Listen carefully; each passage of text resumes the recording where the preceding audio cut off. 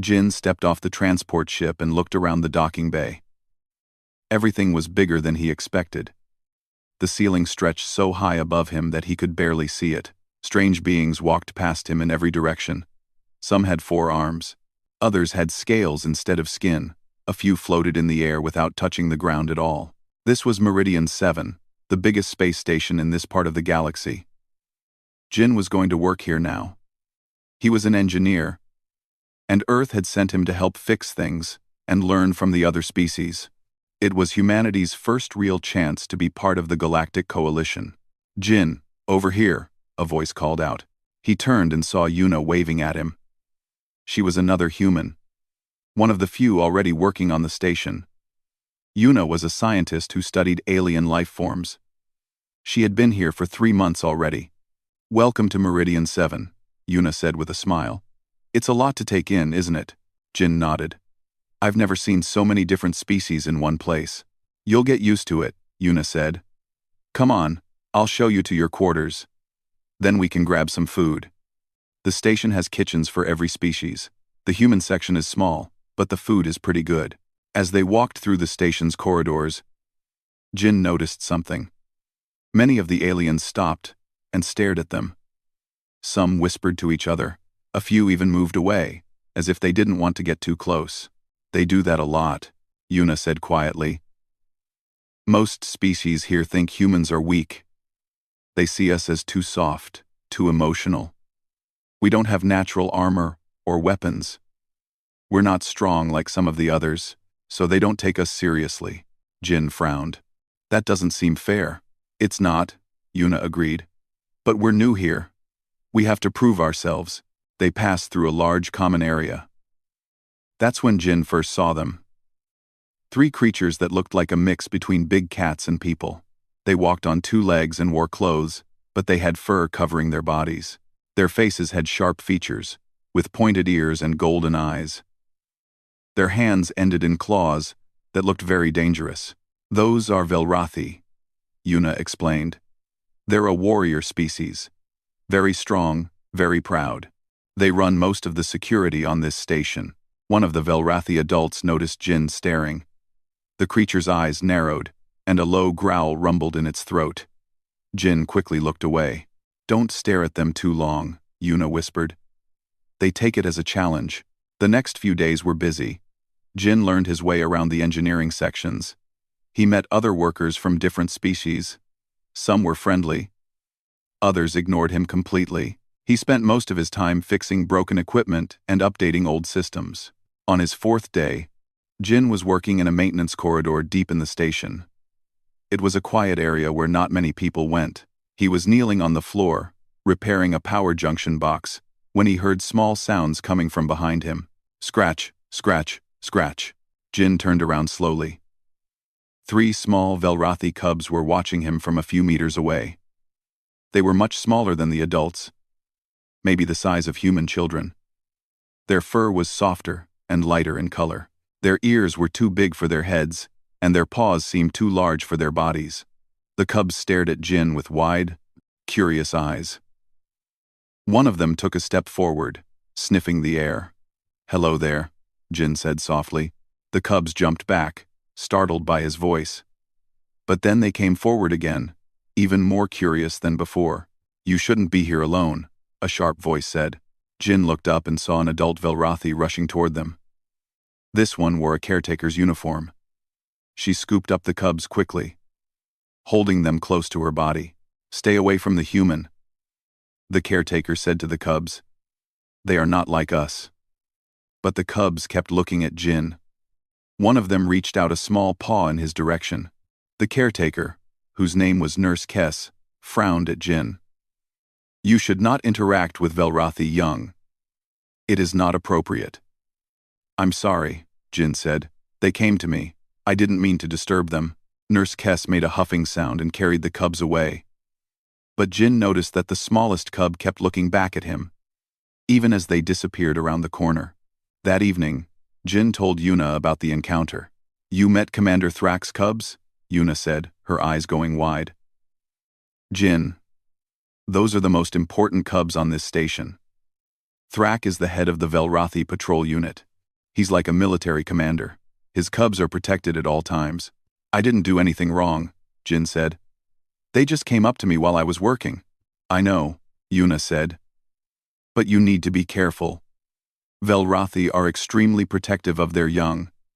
If anything happened to those cubs, there would be serious trouble. In their culture, cubs are sacred. Harming one, even by accident, is the worst crime possible. Jin felt a chill run down his spine. I'll stay away from them, but fate had other plans. The next day, Jin was in the same corridor, finishing his repair work. He heard the scratching sounds again. When he turned around, all 3 cubs were back. This time, they were even braver. They came right up to him. The smallest one touched Jin's hand with its paw. The touch was gentle, curious. Jin stayed very still. Soft, the cub said in broken galactic standard, the common language everyone used on the station. You. Soft, Jin smiled. Yes. Humans are soft. We don't have fur like you do. He slowly reached into his pocket and pulled out his datapad. He pressed a few buttons, and a small holographic image appeared above the screen.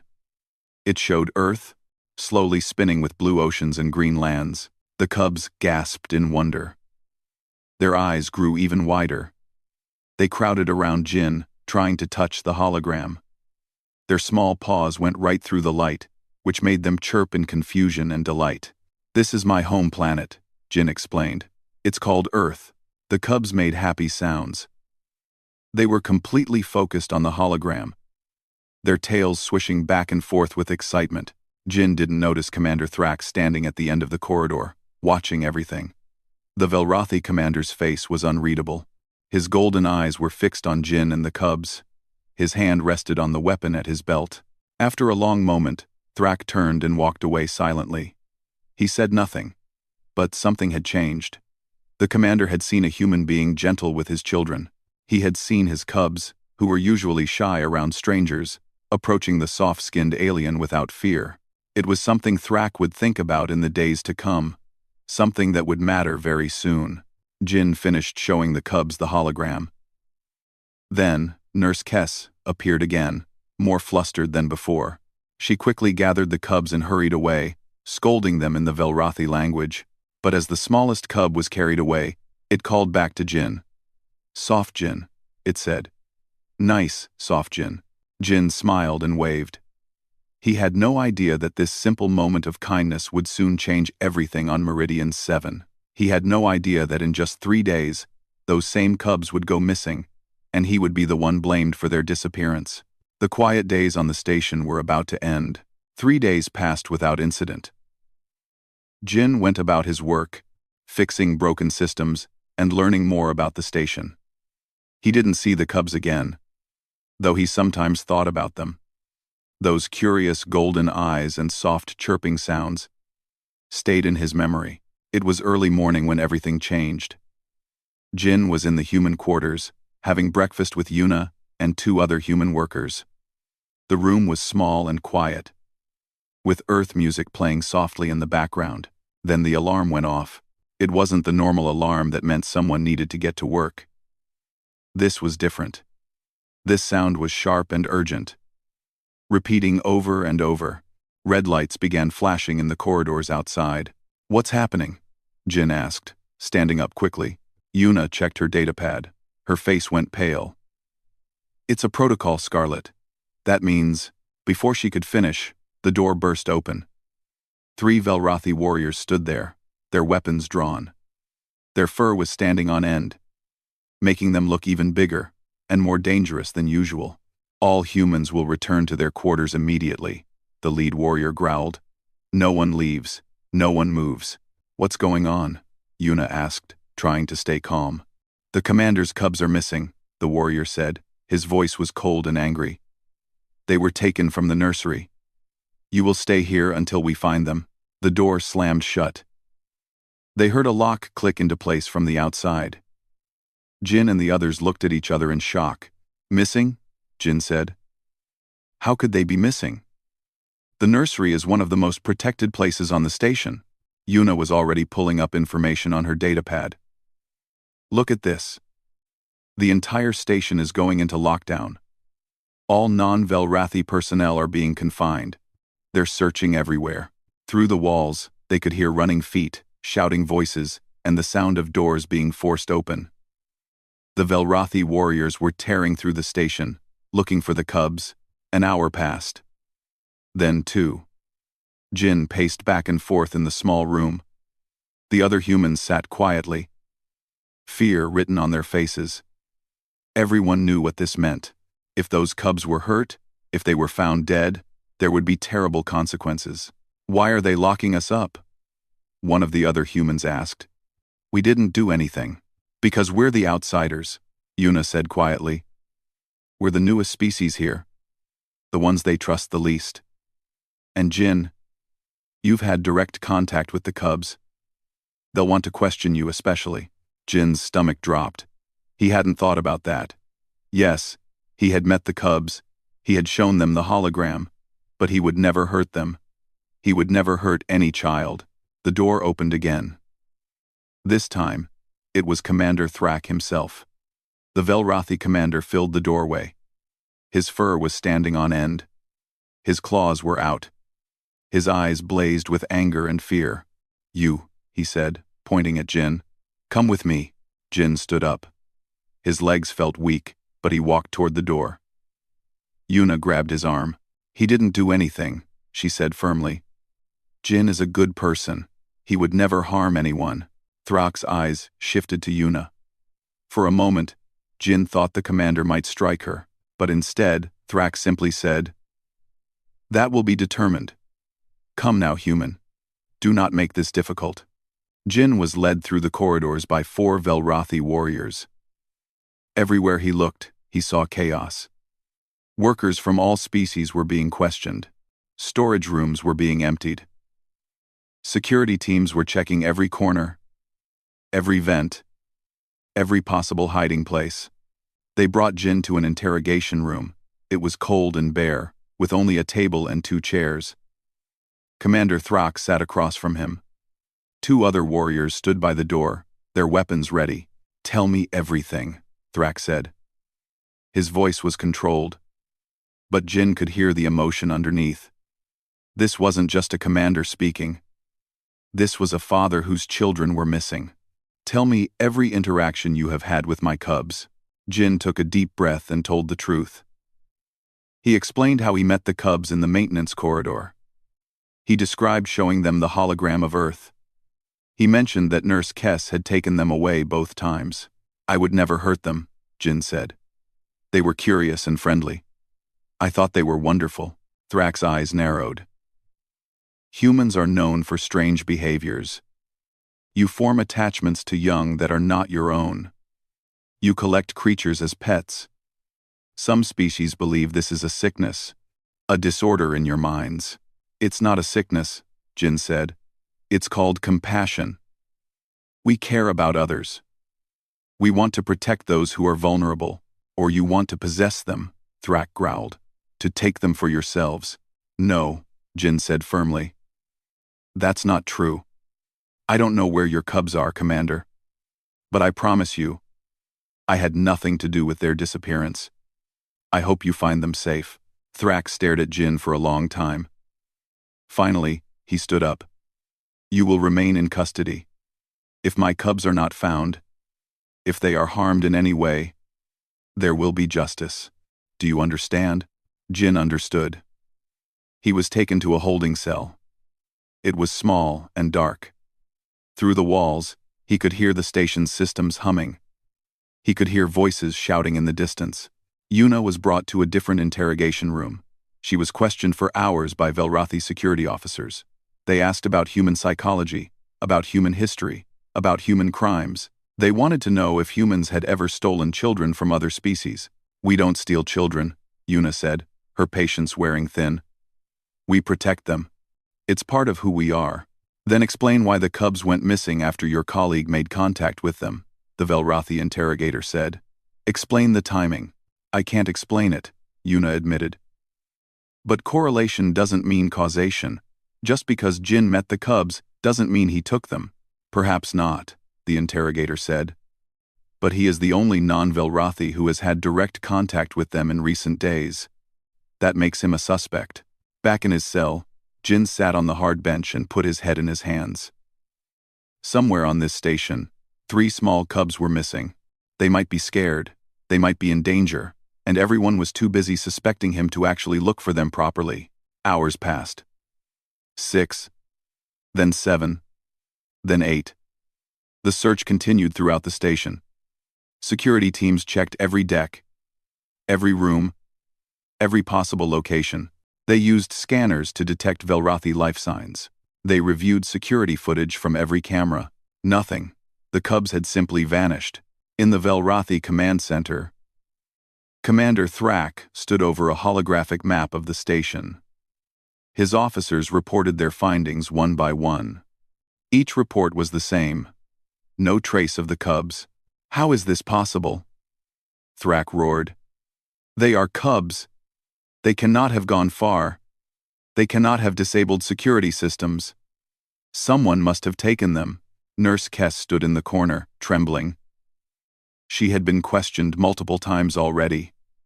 She explained that the cubs had been sleeping in their room. She had stepped away for only a few minutes to prepare their afternoon meal. When she returned, they were gone. The door was still locked from the outside, Kess said tearfully. The windows were sealed. There was no sign of struggle. They simply were not there anymore. Check the ventilation system again, Thrak ordered. Check the maintenance tunnels. Check every space large enough for a cub to crawl through. His officers saluted and hurried away. Thrak was left alone in the command center, staring at the map. His cubs were somewhere on this station. They had to be. The alternative, that they had somehow been taken off the station entirely, was unthinkable. In her cell, Yuna was using her scientific mind to think through the problem. Cubs didn't just disappear. There had to be a logical explanation. She thought about Velrathi biology, about cub behavior, about everything she knew about their species. Velrathi cubs were curious, she remembered. They liked to explore. They were also drawn to warmth and comfort. When they felt scared or tired, they sought out safe spaces. But where would they feel safe on a station full of strangers? Yuna's eyes widened. She called out to the guard outside her cell. I need to speak to Commander Thrak. I have information that might help find the cubs. The guard ignored her at first. She called out again, more urgently. Finally, the guard opened the door. What information? The guard demanded. The cubs aren't missing because someone took them, Yuna said quickly. They're missing because they're hiding. And I think I know what they might be looking for. Yuna was brought before Commander Thrak in the command center. The Velrathi commander looked exhausted. His fur was no longer perfectly groomed. His eyes were bloodshot. A father's fear showed clearly on his face now, breaking through the warrior's mask. Speak, Thrak said. Tell me your theory. Yuna stood straight and spoke clearly. Commander, in my study of Velrathi biology, I learned that cubs seek warmth and familiar scents when they're frightened or tired. They don't run away from safety. They run toward what makes them feel safe. The nursery is where they feel safe, Thrak said. They were taken from there. The nursery is where? Were they? Yuna asked. Or did they leave on their own? Nurse Kess said there was no sign of struggle. The door was still locked. What if the cubs simply found another way out? What if they were playing and accidentally got lost? Thrak's eyes narrowed. Cubs that young do not wander far from their caretaker. Human children do, Yuna said. When they're curious enough. When they see something interesting. Your cubs were very curious about my colleague, Jin. They approached him twice, even though Nurse Kess told them not to. They wanted to learn about him, about humans. What are you suggesting? Thrak asked. I'm suggesting that the cubs might not have been taken at all, Yuna said. They might have gone exploring on their own. And if they got tired or scared, they would look for something familiar, something that made them feel safe. Thrak was quiet for a long moment. Then he said, the human. They called him Soft Jin. They were not afraid of him. Exactly, Yuna said. They trusted him. His scent would be familiar to them now. If they're hiding somewhere, tired and scared, they might be drawn to any place that smells like him. Thrak turned to his officers. Bring the human engineer to me. Now. Jin was pulled from his cell and brought to the command center. He blinked in the bright lights, confused about what was happening. When he saw Yuna there, he felt a small sense of relief. Jin, Thrak said, his voice still hard but less angry than before. My cubs know your scent. You showed them kindness. If they are lost and frightened, they might seek out places where they can smell you. Think carefully. Where have you worked in the past week? Where have you been on this station? Jin's mind raced. I've been all over the engineering sections. I've worked in maintenance corridors, power junctions, thermal control rooms. I've been in dozens of places. We need a list, Yuna said. Every location, no matter how small. Jin nodded and moved to a datapad. He started typing, trying to remember every repair job, every system check, every place he had visited since arriving on Meridian 7. The list grew long. This will take too long, one of the Velrathi officers said. We cannot search all these locations thoroughly. Then I'll help search, Jin said. I know what I was working on in each place.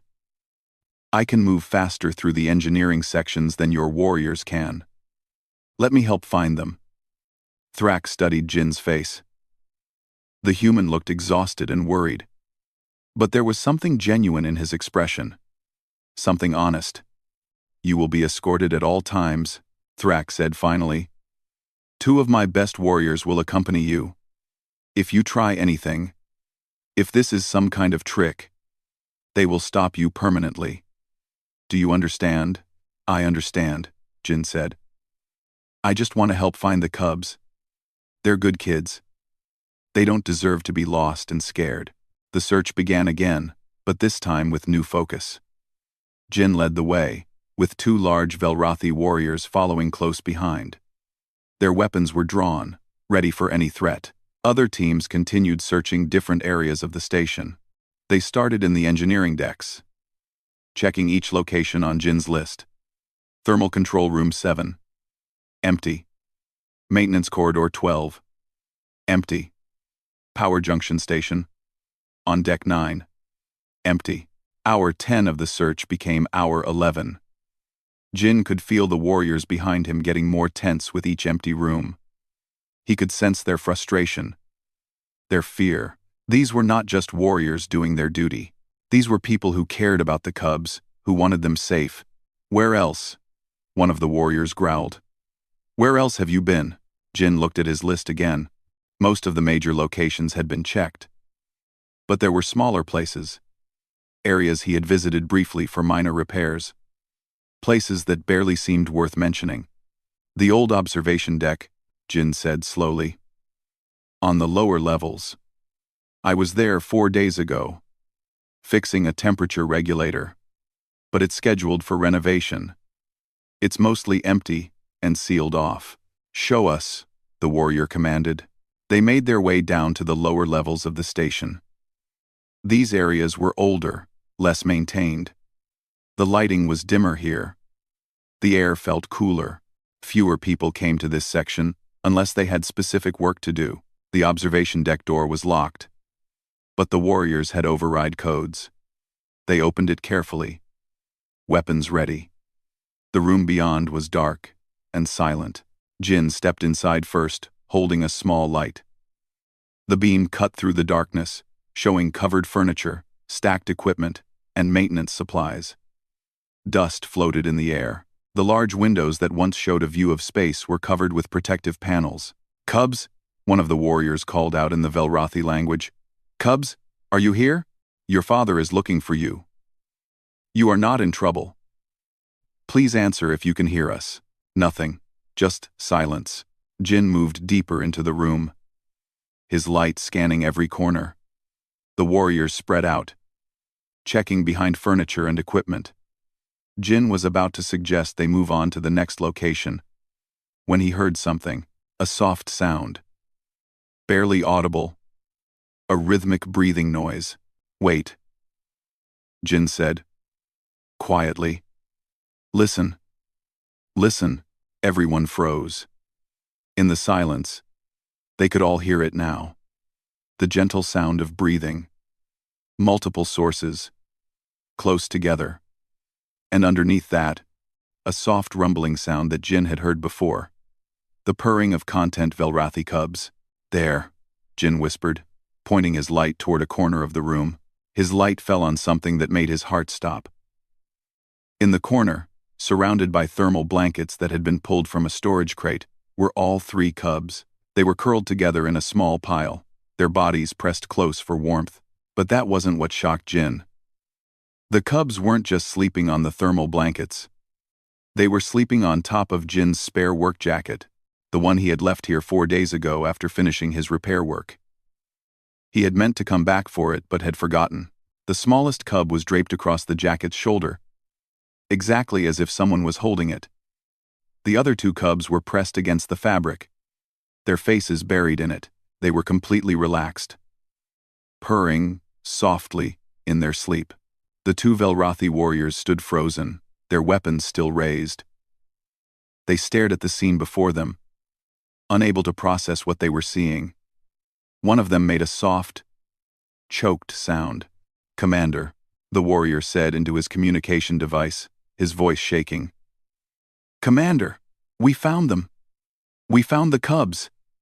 They are alive and unharmed. They are on the old observation deck, lower level 13. You need to come see this." Jin moved forward slowly, carefully. He didn't want to startle the cubs. As he got closer, he could see that they looked perfectly fine. Their breathing was steady. Their fur was clean. They showed no signs of injury or distress. "How long have they been here?" one of the warriors asked. "I don't know," Jin said. "But look at this." He pointed to the storage crate the cubs had opened. Inside were emergency thermal blankets, the kind used for survival situations. The cubs had somehow figured out how to open the crate and pull out the blankets to make a nest. "They must have crawled through the ventilation system," the other warrior said. "That's how they got out of the nursery. We checked the vents, but we thought they were too small for cubs to travel far in them. We were wrong." Jin knelt down a few meters from the sleeping cubs. He could see now what had happened. The cubs had been playing their hunting game, just as Velrathi cubs had done for generations. They had found a way into the vents. They had crawled through the station, exploring, and then they had smelled something familiar. Jin's jacket, left in this abandoned room. To the cubs, that scent meant safety. It meant the nice, soft Jin who had shown them pictures of Earth. So they had made their way here, created a warm nest, and fallen asleep. Commander Thrak burst into the room, followed by Nurse Kess and a dozen other Velrathi. Thrak's eyes were wild as he scanned the room.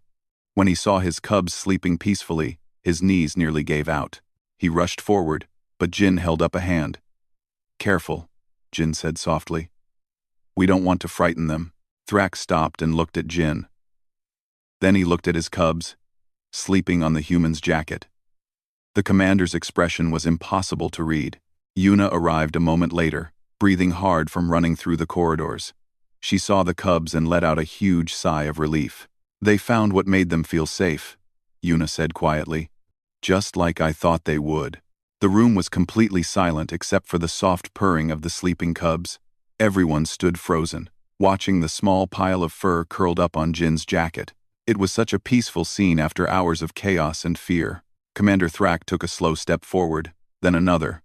His movements were careful, controlled. Every parent instinct in his body wanted to rush forward and grab his children, to hold them close and make sure they were really safe. But he forced himself to move slowly. "Jin," Thrak said quietly. "They know you. You should wake them." Jin looked surprised. "Are you sure? You're their father. If I wake them suddenly, they might be frightened," Thrak explained. "They have been lost for many hours. They may not remember how they got here, but they trust you. They will not be afraid if they see you first." Jin nodded and moved forward on his knees, getting closer to the sleeping cubs. He could see them more clearly now. Their little chests rose and fell with each breath. Their paws twitched slightly as they dreamed. The smallest one made a tiny chirping sound in its sleep. "Hey there," Jin said softly. "Time to wake up, little ones." The smallest cub's ear twitched. Its eyes opened slowly, blinking in the light. For a moment, the cub looked confused. It raised its head and looked around the unfamiliar room. Then it saw Jin. Recognition lit up in its golden eyes. "Soft Jin." The cub chirped happily. It jumped up, which woke the other two cubs. All three of them saw Jin and made excited sounds. They climbed over each other, trying to reach him. Jin stayed still as the cubs rushed to him. They pressed against his legs, rubbing their faces on his hands, purring loudly. They showed no fear, no distress. They acted as if they had just woken up from a normal nap. "You scared a lot of people," Jin said gently, running his hands over their soft fur. "Everyone was looking for you, Dean. Everyone was looking for you. We play Huntstock," the smallest cub said in broken galactic standard. "Find good smell. Find soft Jin smell. Make nest. Sleep good." The middle cub nodded eagerly. "Soft Jin jacket, warm. Smell nice. Safe." Thrak moved closer now, and the cubs finally noticed their father. Their ears went back slightly. They knew they had done something wrong. "Papa," the largest cub said in a small voice, but Thrak didn't scold them. Instead, he knelt down and opened his arms. All three cubs rushed to him, chirping and mewing. Thrak wrapped his arms around them, holding them close. For a long moment, he just held them, his eyes closed. "You are safe," Thrak said. "That is all that matters." Nurse Kess rushed forward, tears running down her furry face. She checked each cub carefully, looking for any injuries or signs of illness. But the cubs were perfectly fine. They had found food somehow, probably in one of the emergency supply stations. They had stayed warm with the thermal blankets. And they had felt safe enough to sleep peacefully, thanks to Jin's jacket. "I don't understand," one of the Velrathi warriors said. "Why did they come here? Why did they feel safe with the human scent?" Thrak looked up at Jin. The commander's face was different now. The anger was gone. The suspicion was gone. What remained was something like wonder, and perhaps shame. "Because he showed them kindness," Thrak said slowly. "Because he took time to share something beautiful with them, even though they were strangers. Because they could sense that he meant them no harm." He paused. Cubs have good instincts for these things. Better than adults sometimes. The largest cub pulled away from its father and toddled over to Jin. It picked up the work jacket with its teeth and dragged it over to Jin, presenting it like a gift. "You forget," the cub said. "You forget jacket. We keep safe for you." Jin felt his throat tighten with emotion. "Thank you," he said. "That was very kind of you to keep it safe." The medical team arrived to check the cubs more thoroughly. They were brought to the station's medical bay, with Thrak and Nurse Kess following close behind. Jin and Yuna were told to return to their quarters and wait. As they walked through the corridors, Jin noticed the difference immediately. The warriors they passed didn't glare at them anymore. Some even nodded respectfully. The story of where the cubs were found had already spread through the station. "You saved them," Yuna said. "If you hadn't left your jacket there, the cubs might have kept wandering. They might have gotten into real danger." "I didn't do anything," Jin protested. "I just forgot my jacket." "You did more than that," Yuna said. "You were kind to them. You showed them that humans can be trusted. That matters, Jin. That matters a lot." Back in the human quarters, the other humans greeted them with relief and excitement. They had heard the news. The cubs were safe. The crisis was over. But Jin couldn't relax. He kept thinking about Commander Thrak's face when he saw his cubs sleeping on that jacket. The Velrathi commander had looked at Jin with such a strange expression. Jin wasn't sure if it was gratitude or something else. An hour later, A Velrothi warrior came to their door. "Engineer Jin," the warrior said formally. "Commander Thrak requests your presence. He wishes to speak with you privately." Jin's stomach tightened. "Am I in trouble?" "No," the warrior said, and there was something that might have been a smile in his eyes. "You are not in trouble. No. No. No. You are not in trouble." Jin was led through the station to Thrak's personal quarters. These were rooms he had never seen before, never expected to see. The walls were decorated with Velrothi art and weapons. The space was warm and comfortable, designed for a family. Thrak was sitting in the main room, his 3 cubs playing nearby with toys. When Jin entered, all 3 cubs jumped up and ran to him, chirping happily. They wrapped themselves around his legs, purring. "Soft Jin, soft Jin," they chanted. "Cubs, give him space to breathe," Thrak said with a rumbling laugh. It was the first time Jin had heard the commander laugh. The cubs reluctantly moved back, but they stayed close to Jin, watching him with adoring eyes. Thrak gestured for Jin to sit. "I owe you an apology," the commander said. "I accused you of terrible things. I threatened you. I thought you might have harmed my children." "You were scared," Jin said. "Any parent would have reacted the same way." "Perhaps," Thrak said.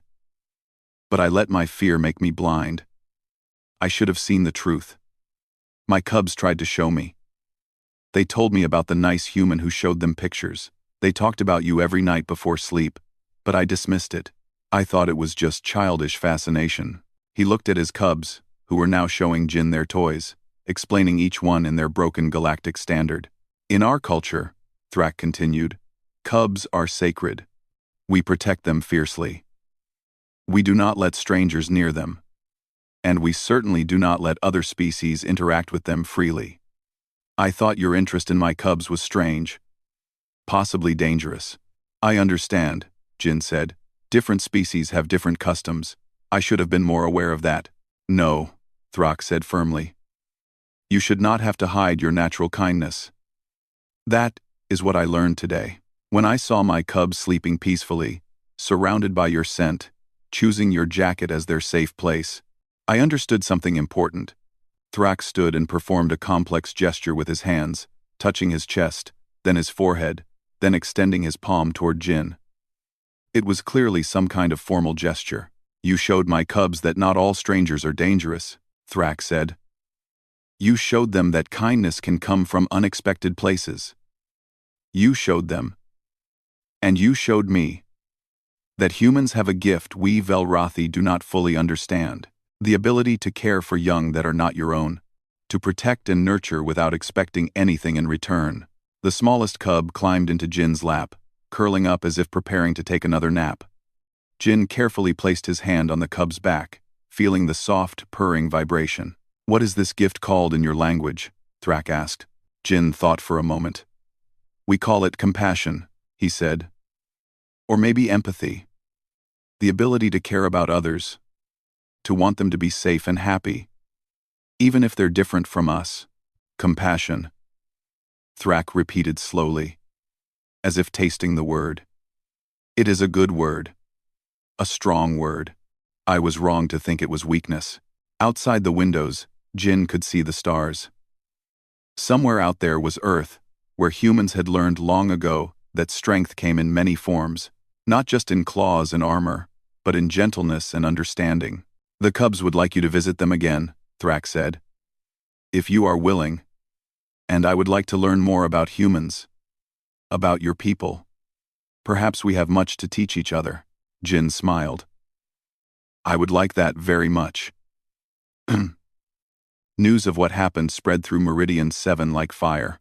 Every species on the station heard the story of the missing Velrothi cubs and how they were found sleeping peacefully on a human's jacket. The story was told in cafeterias, in workstations, in every corner where beings gathered. Some species found it amusing. Others found it touching. But everyone agreed on one thing. It changed how they thought about humans. 3 days after the cubs were found, Jin was working in his usual spot in the engineering section. He was replacing some old wiring when he heard footsteps behind him. He turned to see a delegation of Velrathi warriors approaching. Jin tensed, old fears coming back. But the warriors weren't here to threaten him. They stopped a respectful distance away, and the leader performed that same formal gesture Thrak had done. Hand to chest, to forehead, then extended palm. "Engineer Jin," the warrior said, "we wish to apologize for our treatment of you. We accused you falsely. We threatened you. This was wrong. You were looking for the cubs," Jin said. "I understand. Understanding does not erase offense," the warrior replied. "In our culture, when we wrong someone, we must make it right. We would like to invite you to our training hall. We wish to learn about humans, about your ways, and perhaps you can teach us about this compassion you showed our young." "We know." Jin was surprised but touched. "I would be honored." That evening, Jin found himself in the Velrathi training hall, surrounded by warriors who had once looked at him with suspicion. They asked him questions about Earth, about human history, about how humans raise their children. They listened carefully to his answers, their ears forward with interest. "Humans adopt young that are not their own?" one warrior asked, sounding amazed. "Yes," Jin said. "We adopt children who need families. We also care for animals, even though they're not our species. We have pets, companions that we love like family members." The warriors discussed this among themselves in their own language. It was clearly a strange concept to them, but they were trying to understand. "This explains much," the lead warrior said. "You do not see species boundaries the way we do. You see only beings that need care." "I suppose that's true," Jin said. "We believe that the ability to love and protect others is what makes us strong, not what makes us weak." Commander Thrak entered the hall, his 3 cubs following behind him. When the cubs saw Jin, they broke away from their father and rushed over, chirping excitedly. Soft Jin, we come to see you." Jin laughed and knelt down so the cubs could climb on him. They had been visiting him every day since the incident, always excited to see him, always bringing new things to show him. "We made pictures," the smallest cub said, pulling a datapad from a small bag. "Look. This is you." The cubs had drawn pictures using a simple art program. The drawings were clumsy but charming, showing Jin with the cubs, showing Earth, showing the moment they found his jacket. Jin felt his heart warm. "These are beautiful," he said. "Thank you." Thrak watched his cubs with Jin, and there was pride in his eyes. "They talk about you constantly," he said. "They want to be like you when they grow up. Kind and gentle, but also strong," the largest cub added quickly. "Papa says you are strong in different ways." The cubs played in the training hall while Jin talked with the warriors. Slowly, Jin began to understand something important. This wasn't just about him anymore. This was about changing an entire culture's view of what strength meant. Over the following weeks, more species on the station began to approach the humans differently. A reptilian diplomat asked Yuna to explain human family structures. A crystalline engineer asked Jin for help with a problem, treating him as an equal rather than an inferior. The changes were small but significant. One morning, Jin was called to a formal meeting in the station's main council chamber. He had never been there before. The room was enormous, with seats arranged in a circle for representatives of every major species in the coalition. Jin entered nervously, wondering what he had done wrong. But when he saw the faces looking at him, he didn't see anger. He saw curiosity and respect. Commander Thrak stood at the center of the chamber. "I have called this gathering," he announced, "to honor Engineer Jin of Earth. His actions have taught us all an important lesson about strength and kindness." Thrak turned to Jin. "In Velrathi culture, we have a title given only to those who have proven themselves worthy of trust with our young. It is called Cub Friend, and it is one of our highest honors. We give this title to warriors who have shown exceptional judgment and care." Thrak performed the formal gesture again. "Jin of Earth, you are no warrior by our standards. You have no claws, no natural weapons, no armor. But you have something we are only beginning to understand. You have a warrior's heart that fights not with weapons, but with compassion. We name you Cub Friend, and grant you all the rights and respect that come with this title." The Velrathi delegation stood as one and repeated the gesture. Then, to Jin's amazement, representatives from other species stood as well. One by one, they offered their own forms of respect and recognition. Jin felt overwhelmed. "I didn't do anything special," he said. "I just showed the cubs a picture. I just left my jacket in a room." "You did more than that," an elderly representative from a telepathic species said. Her voice echoed in Jin's mind. "You showed genuine care for beings that were not your own. You opened yourself to them without fear, without expectation of reward. This is rare in the galaxy. We have been so focused on survival, on strength, on protection, that we forgot the value of simple kindness." Yuna stood in the back of the chamber, tears in her eyes. She had sent a detailed report to Earth about everything that happened. She had titled it, "The Soft Power of Humanity." She hoped that other humans coming to the station would understand the opportunity they had been given. After the ceremony, Jin returned to his quarters to find them filled with gifts, small tokens from different species, thanking him, congratulating him, welcoming him properly to the station. Among the gifts was a small, carved figure from Thrak. It showed an adult Velrathi warrior standing beside a human, both watching over 3 small cubs. That evening, Jin visited Thrak's quarters for dinner. It had become a regular thing now, eating with the commander and his cubs. The cubs were getting better at galactic standard, and they loved to tell Jin about their day at the cub school. "Today we learned about Earth," the middle cub said excitedly. "Teacher said Earth has big waters called oceans. Can we see oceans someday?" "Maybe," Jin said. "If you study hard and become good diplomats, maybe you can visit Earth." The cub's eyes went wide with excitement at the possibility. After dinner, Thrak and Jin sat together, while the cubs played nearby. "You have changed things here," Thrak said. "Not just for my cubs, but for all of us. We Velrathi prided ourselves on our strength, but we were afraid of appearing weak. We didn't realize that there are different kinds of strength." "I'm still learning too," Jin said. "Your people have taught me about loyalty and honor. Every species has something valuable to share. Perhaps that is humanity's greatest gift," Thrak said thoughtfully. "You see the value in others. You build bridges instead of walls. The galaxy needs this. Especially now." Jin looked out the window at the stars. "Do you really think this will change things? One incident with 3 curious cubs?" "I do," Thrak said firmly. "My cubs will grow up knowing that kindness is strength. They will teach their own cubs the same lesson, and I will ensure that every Velrathi patrol unit learns what I learned, that we must judge beings by their actions, not by their appearance or their physical strength." The smallest cub climbed into Jin's lap, a common occurrence now.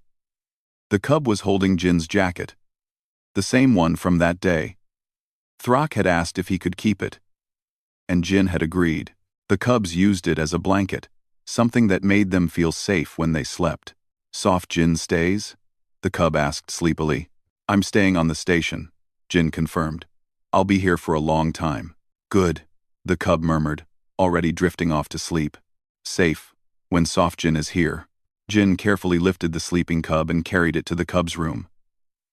Thrak helped settle all 3 cubs into their bed, with Jin's jacket spread over them like a blanket. They purred contentedly, secure in the knowledge that they were safe and loved. As Jin prepared to leave for the night, Thrak stopped him at the door. "Jin," the commander said, "thank you, not just for finding my cubs, but for showing me that I had become too rigid in my thinking. You have made me a better father and a better leader." "You're a great father," Jin said. "Your cubs are lucky to have you." Walking back through the station's corridors, Jin thought about everything that had happened. He had come here expecting to be dismissed, to be treated as lesser than the other species. Instead, he had found acceptance, friendship, and a chance to make a real difference. He passed by a group of young beings from various species, cubs and children, playing together under the watchful eyes of their parents. A few months ago, this would have been unusual. Different species kept their young separated. But now, things were changing. The parents nodded to Jin as he walked by, a sign of respect. In the human quarters, Yuna was waiting up for him.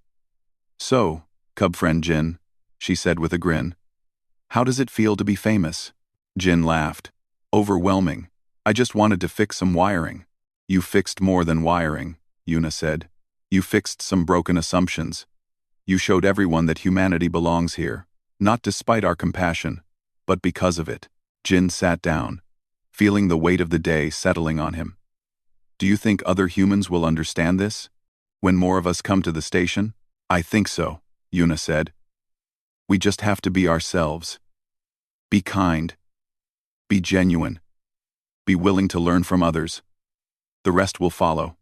Through the window, Jin could see the stars stretching endlessly into space.